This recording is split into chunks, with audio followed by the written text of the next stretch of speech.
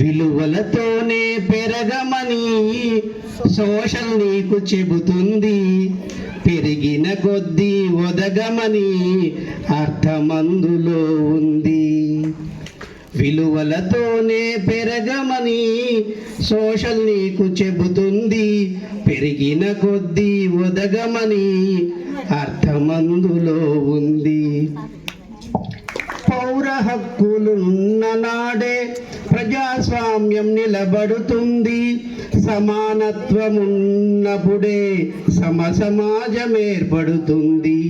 పౌర హక్కులున్న నాడే ప్రజాస్వామ్యం నిలబడుతుంది.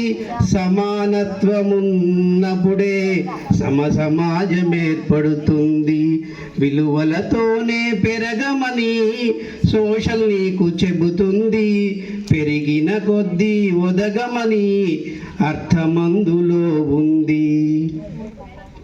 పాఠాలెన్నో ఉన్నాయని దిగులు పడకు సోదరా. పాఠాలెన్నో ఉన్నాయని దిగులు పడకు సోదరా. దరికి చేర్చు దారులు కూడా ఉన్నాయిగా. సిలబస్ ఎంత ఉందని బాధపడకు సోదరి. నీ వెంట సోషల్ టీచర్ ఉంటారుగా. సోషల్ బుక్ తెరవగానే జాగ్రఫీ వచ్చింది. పరిసరాలన్నీ తెలిస్తేనే జ్ఞానం వచ్చేది. మన సంస్కృతి అంతా చరిత్రలోనే దాగున్నది. ఇష్టంగా అది చదివిన వారికి అర్థమవుతుంది. తెలుసుకుంటే ఈజీ మరి, నీ తలచుకుంటే సాధ్యమిది.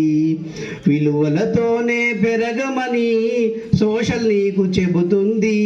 పెరిగిన కొద్దీ ఒదగమని అర్థమందులో ఉంది. రాజ్యాంగం చదువుకో, నుదుటి రాత మార్చుకో. దీనికంటే ఉన్నతమైనదేదీ లేదని గుర్తుంచుకో.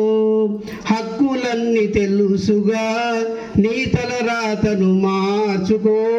మారిపోని కథలే లేవని నీవు తెలుసుకో.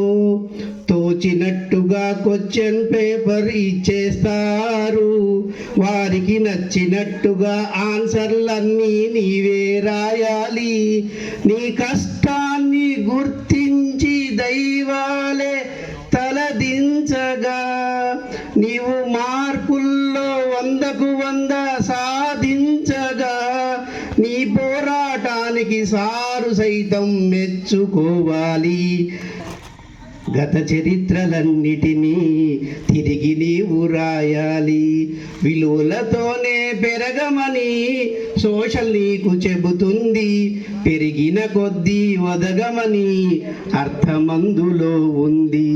పౌర హక్కులున్న నాడే ప్రజాస్వామ్యం నిలబడుతుంది. సమానత్వం ఉన్నప్పుడే సమాజం ఏర్పడుతుంది. విలువలతోనే పెరగమని సోషల్ నీకు చెబుతుంది.